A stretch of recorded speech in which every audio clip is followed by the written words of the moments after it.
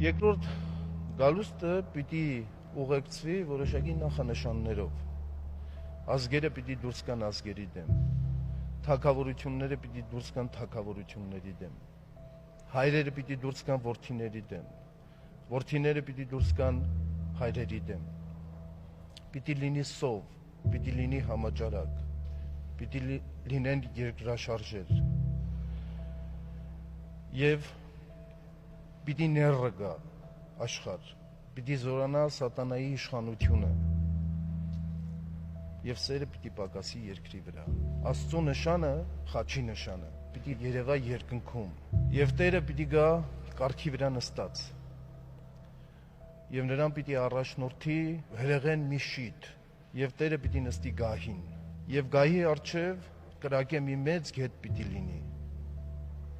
և այդ գետը գոյացած պիտի լինի ամբողջ աշխարհի մեղքերի կրակե շիթերից և պիտի բացվի կյանքի գիրքը,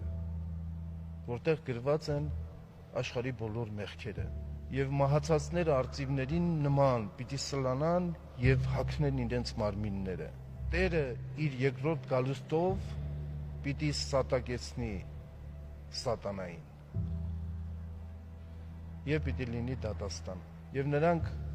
ովքեր բարիք են գործել, պիտի արժանանան հավիտենական կյանքի, իսկ նրանք, ովքեր չարիք են գործել, պիտի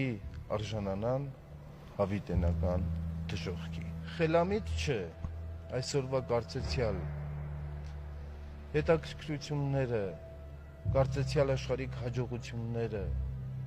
կարծեցյալ ցանկությունները այսօրվա փոխարինել վաղվա փլատակների հետ։ Խելամտություն եմ մաղթում ամենքիս, իմաստություն եմ մաղթում ամենքիս և երախտագիտության և շնորհակալության մեծ և գիտակցված զգացողություն հանդեպ Աստված։ Միայն նրա օրհնությամբ, աջակցությամբ կարող է արժևորվել մեր կյանքը և հնարավորություն ընձեռվել հավիտենական կյանքով ապրելու համար։